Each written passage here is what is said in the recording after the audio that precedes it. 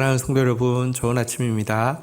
오늘도 신실하게 우리에게 말씀으로 찾아오시는 주님 앞에 또 신실하고 겸손하게 나아가도록 하겠습니다. 디도서 2장 1절에서 10절 말씀입니다. 1절 말씀 읽고 시작하겠습니다. 오직 너는 바른 교훈에 합당한 것을 말하여. 어제 본문에서는 할례파들이 전하고 있는 거짓된 교훈들, 또 그것이 잘 들어가는 그레데 사람들의 이 악한 그 마음밭에 대해서 보았습니다. 그러하다고 하면 하나님의 사역자는 또 성도들에게 바른 것을 가르치고 또 그것을 바르게 받아들일 수 있는 마음밭을 가진 사람이 되어야지 저들과 차이가 날 것입니다. 이것 때문에 너는 바른 교훈에 합당한 것을 말하여 라고 이야기하고 있는 것입니다. 거짓을 가르치는 자들과 달리 바른 교훈, 곧 하나님의 말씀에 일치되는 것만을 가르치라 라고 권면하고 있습니다. 그러면서 구체적으로 이 바른 교훈에 일치된 가르침이 각 세대별에 전달되어질 때 강조되어지는 부분이 무엇인지 이렇게 설명하고 있습니다. 우리 2절, 늙은 남자로는 절제하며 경건하며 신중하며 믿음과 사랑과 인내함에 온전하게 하고. 자, 교회 성도들 또 남자 성도들 중에서 시니어 성도들이 갖춰야 될 자세와 마음가짐에 대해서 이렇게 이야기하네요. 절제하고 경건하고 신중하며. 여러분, 우리가 나이가 들어갈수록 하나님 앞에서 사람 앞에서 좋은 리더가 된다는 것은 절제하고 또 신중한 모습을 가져야 합니다. 그래서 점점 주님 닮은 모습을 가져가야 합니다. 우리의 경험과 우리의 지위와 우리의 나이가 어른 역할을 하게 하는 것이 아닙니다. 주님 닮아가는 모습, 그리고 어른이 된다는 것은 좀 더 많이 절제하고 좀 더 신중하며 좀 더 기다려줄 수 있고 좀 더 품을 수 있는 모습이 어른의 모습이겠죠. 믿음과 사랑과 인내함에 온전하게 하고, 그의 마음에는 또 믿음이 갈수록 늘어나고 사랑이 갈수록 늘어나고 그럴수록 오래 참는 인내가 늘어나는 모습, 이것이 온전해지는 것, 이것이 우리 작년 성숙한 리더 형제의 모습으로 이렇게 이야기하고 있습니다. 3절 한번 좀 보도록 하겠습니다. 늙은 여자로는 이와 같이 행실이 거룩하며 모함하지 말며 많은 술에 종이 되지 아니하며 선한 것을 가르치는 자가 되고 그들로 젊은 여자들을 교훈하되. 자, 여기까지 좀 한번 보도록 하겠습니다. 이제 나이 있는 우리 자매 성도들에 대해서, 시니어 자매 성도들에 대해서 가져야 될 교훈에 합당한 행동에 대해서 이렇게 이야기하고 있습니다. 행실이 거룩해져 가야 한다라고 이야기합니다. 점점 더 주님 닮아가야 합니다. 모함하지 말며 많은 술에 종이 되지 아니하며. 다른 사람들의 말을 많이 하는 것, 모함하는 것, 이거 정말 조심해야 되죠. 많은 술에 종이 되지 아니하며. 여러분, 술 취하게 되면 자기 말이 많아집니다. 했던 말 또 하고 했던 말 또 하고. 여러분, 나이가 든 믿음의 시니어 우리 자매 성도들은요, 자기 말 많이 하고 또 남의 말 많이 하고 이런 사람이 되어서는 안 된다는 것이겠죠. 선한 것을 가르치는데 젊은 여자들을 교훈하는 것, 이게 무슨 말이겠습니까? 사실 그의 삶으로 또 그의 후배인 젊은 자매들에게 삶으로 선한 것이 무엇인지를 보여주고 교훈하고 가르칠 수 있는 사람이 되어야지 교회로 치면 지금으로 치면 권사님들의 역할이 그와 같은 역할이다라고 이야기하고 있습니다. 거룩하신 분들, 또 남말 많이 하고 자기 말 많이 하는 사람 아닌 분들, 그리고 젊은 자매들에게 삶으로 교훈할 수 있는 분들, 이런 분들이 교회에 성숙한 시니어 자매 성도입니다. 자, 이제 젊은 여인들이 배운 교훈은 젊은 여인들이 어떤 삶을 살아야 되는지를 또 보여주고 있죠. 4절 중반부터 제가 읽겠습니다. 그 4절부터 다시 읽겠습니다. 그들로 젊은 여자들을 교훈하되 그 남편과 자녀를 사랑하며 5절 신중하며 순전하며 집안일을 하며 선하며 자기 남편에게 복종하게 하라. 이는 하나님의 말씀이 비방을 받지 않게 하려 함이라. 우리 젊은 자매들은 제일 먼저 배워야 되는 교훈은 남편과 자녀를 사랑하는 것이다 라고 이야기하고 있습니다. 여러분, 사실 이제 신앙을 가지게 되면 새로운 것을 이제 접하게 되고 새로운 관점과 새로운 시선이 생기게 되죠. 자칫 이것이 결혼 생활이 즐겁지 않고 만족스럽지 않고 남편과의 관계와 자녀와의 관계에 힘들다고 느낄 때에 신앙이 무언가 새로운 돌파구가 되어지는 경우가 생길 수 있죠. 그렇게 되면 여러분 신앙의 이름으로 남편과 자녀를 사랑하지 않는 것을 합리화할 수도 있겠지요. 그것은 바른 신앙이 아니라 그것은 종교죠. 어떤 종교 체험이죠. 기독교는 여러분들 우리를 삶으로부터 괴리된 종교로 이끄는 것이 아닙니다. 참 복음이 들어가면 나의 가장 가까운 삶의 자리, 나의 어쩌면 가장 힘든 삶의 자리에서부터 복음의 영향력이 나타나야 합니다. 나 같은 자를 주님이 사랑해 주셨다고 하면 나 역시 또 남편을 사랑하고 자녀를 사랑하는 것, 이것부터 출발해야 합니다. 또 신중하고 순전하며 집안일을 하며 선하며 자기 남편에게 복종하게 하라. 태도에서는요, 신중하고 순전하고 또 행동에서는 집안일을 돌아보고 또 자기 남편에게 복종하는 일을 해야 된다. 이렇게 이야기하고 있습니다. 기독교는 남존여비를 가르치지 않습니다. 여러분, 전 세계적으로도 사실은 여권이 이제 인정이 되고 뭐 투표권이랄지 평등권 이런 것이 인정이 된 것이 얼마 되지 않았습니다. 그런데 성경에 보면 사실은 초대교회 때 보면 교회에 굉장히 중요한 역할들을 자매들이 하고 있음을 보게 됩니다. 예수님께서 사역하실 때도 굉장히 신실하게 예수님을 지지하고 또 함께했던 사람들의 이름이 계속 복음에 나오고 있습니다. 하나님께서는 다르게 지으셨고 덥게 지으신 것이지 우월하고 열등하고의 문제가 아닙니다. 그런데 또 복종의 문제는 계속해서 강조하고 있는 바입니다.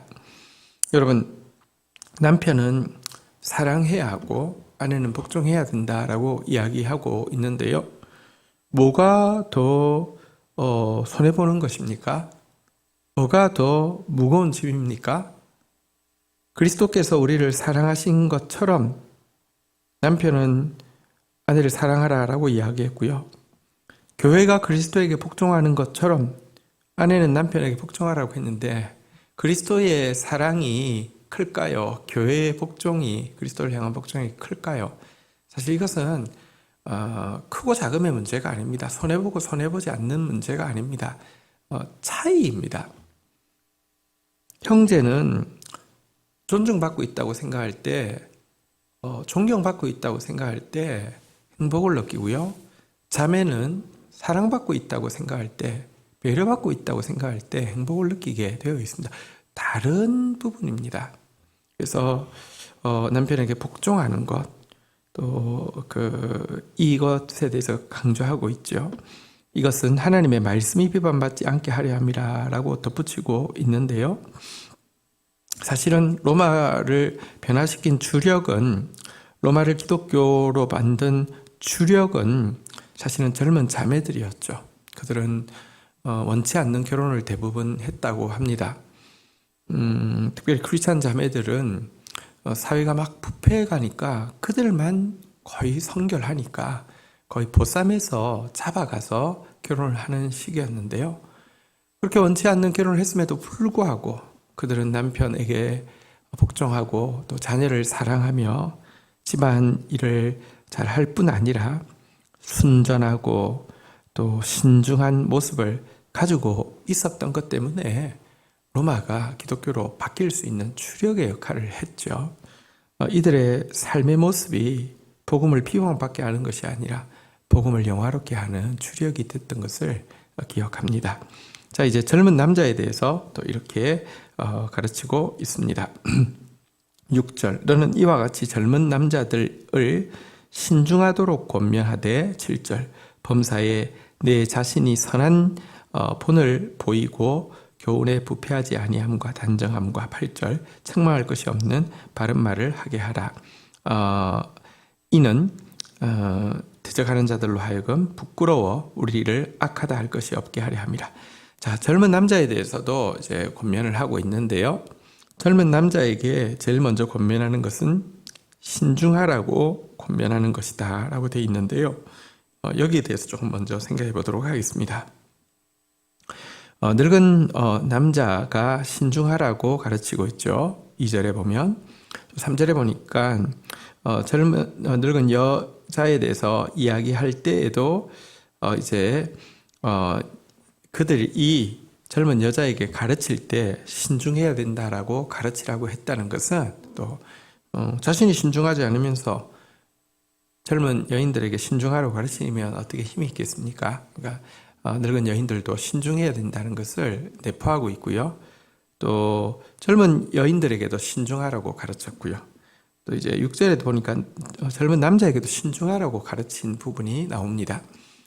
모든 세대에 있어서 복음을 가진 사람이 그 바른 교훈에 합당하게 행동하기 위해서 강조되고 있는 바가 신중함이라는 것을 보게 됩니다. 신중함이란 사실은 그리스도인에게 굉장히 중요한 것인데요. 교회는 인간의 모임이 아니라 하나님의 공동체입니다. 먹고 사는 세상 문제로 싸우는 것이 아니라 영적인 전쟁을 하는 사람들입니다. 그래서 매사에 신중한 자세가 굉장히 중요합니다. 신중함이란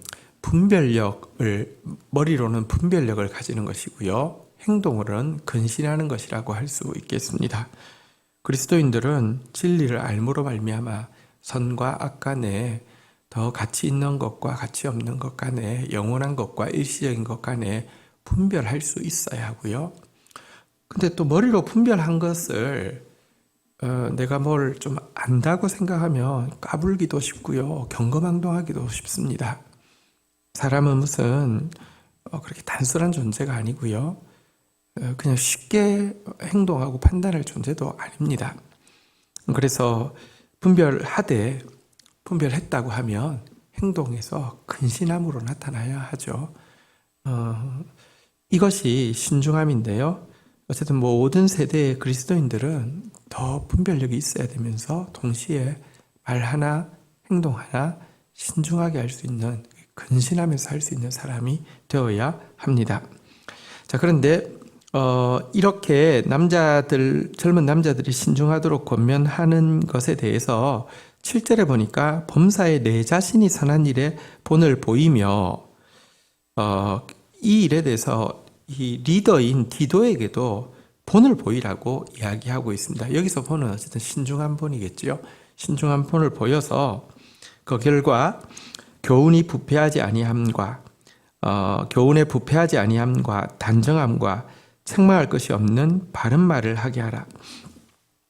이제 그 결과 정말 이 가르치는 것이 동기도 순수하고 태도도 경건하고 언어도 책 잡힐 데가 없는 경건한 것으로 가르치라, 이렇게 지금 이야기를 하고 있는 것입니다.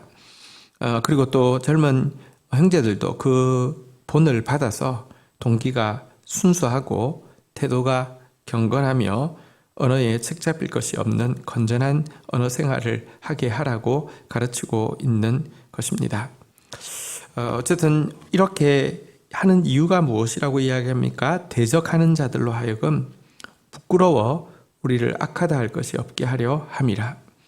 젊은 자매 또 젊은 형제, 이들은 가장 사회생활이 활발한데요.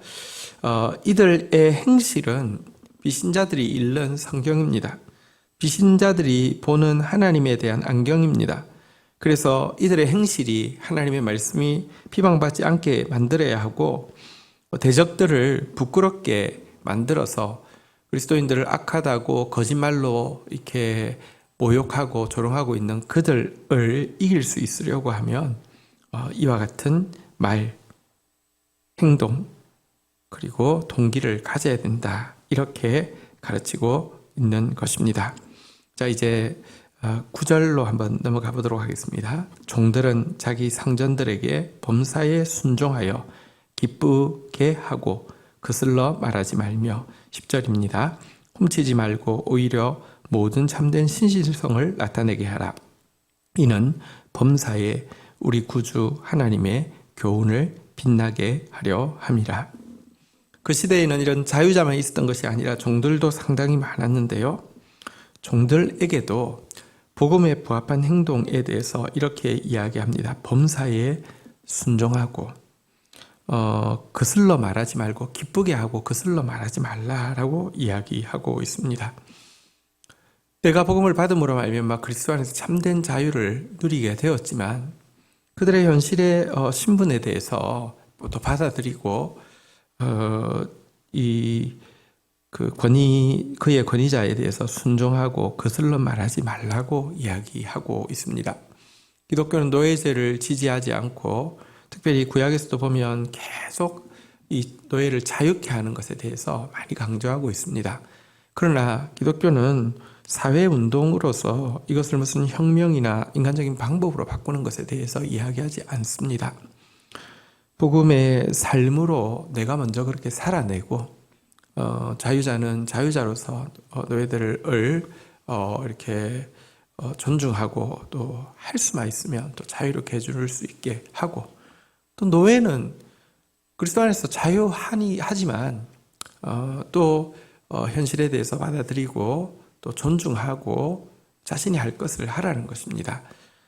참된 이 사회가 온전해지는 것은 내가 먼저 그리스도인답게 살고 행동하는 것, 그리고 결정적으로는 여러분 사실 복음은 이 세상을 온전하게 하는 것이 궁극적인 목표가 아닙니다. 이 세상은 어떤 제도로도 어떤 방법으로도 어떤 혁명으로도 온전한 모습을 가질 수 없습니다. 우리는 이곳에서 하나님의 말씀의 법칙을 가지고 살아내는 훈련을 하는 것이고요. 선한 영향력을 끼치는 훈련을 하는 것이지만 본 라운드, 우리가 정말 생명의 면류관 쓰고 생명의 왕노로 타며 주와 함께 다스리고 온전한 사회 구조, 온전한 대인관계, 온전한 그 물질 문제, 이 모든 것들이 적용되어지는 것은 하나님의 나라가 완성되고입니다. 어쨌든 먼저는 순종하는 것, 기쁘게 말하고 거슬러 말하지 않는 것에 대해서 강조한 것 기억하십시오. 여러분들 사실은 거역하고 반발하고 불순종하고 조롱하는 것, 이것이 능력이 아닙니다. 누구나 할 수 있습니다. 죄성이 있기 때문에 인간은 누구나 뒷담화하고요, 권위를 무시하고 조롱하는 것, 누구든지 할 수 있습니다. 정말 범사에 순종하는 것, 기쁘게 하고 거슬러 말하지 않는 것, 이것이 훨씬 더 많은 내공을 필요로 하는 것입니다. 이 내공은 그리스도의 복음만이 줄 수 있는 것입니다. 10절, 훔치지 말며 오히려 모든 참된 신실성을 나타나게 하라. 거짓은 그리스도인에게 절대 합당하지 않습니다. 언제든지 그리스도인들은 믿을 만한 사람이 되어야 하고 신실한 사람이 되어야 합니다. 우리 안에 있는 모든 거짓과 우리 안에 있는 신실하지 못한 모든 것들을 떨쳐버려야 합니다. 그래야지 범사에 우리 구주 하나님의 교훈을 빛나게 할 수 있습니다.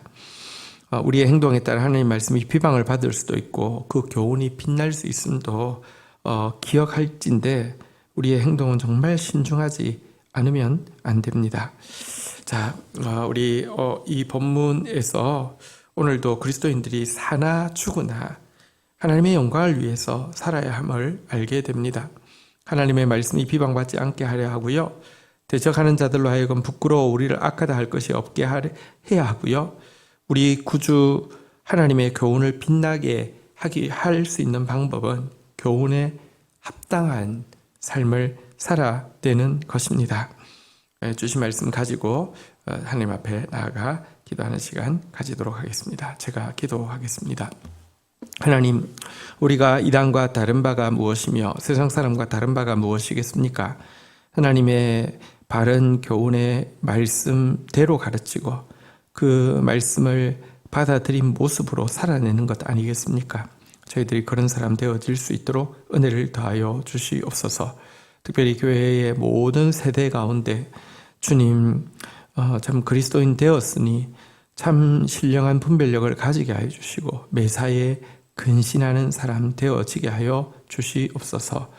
하나님, 우리의 모습을 통하여서 하나님의 말씀이 비방받게 하는 자 되지 않게 하여 주십시오. 대적하는 자들이 그리스도인이 악하다고 욕하는 그런 빌미가 되지 않게 하여 주시옵소서. 도리어 범사에 우리 구주 하나님의 교훈을 빛나게 하는 삶이 되어질 수 있도록 은혜를 더하여 주시기를 간절히 간구하고 소원합니다. 살든지 죽든지 주의 것입니다. 먹든지 마시든지 무엇을 하든지 주의 영광을 위하여 하여야 되겠습니다. 그리스도의 삶을 저희들의 삶으로 살아내서 세상이 읽는 성경으로서 부족함이 없도록 저희들을 붙들어 주시기를 간절히 간구하고 소원합니다. 예수 그리스도의 이름으로 기도 올립니다. 아멘.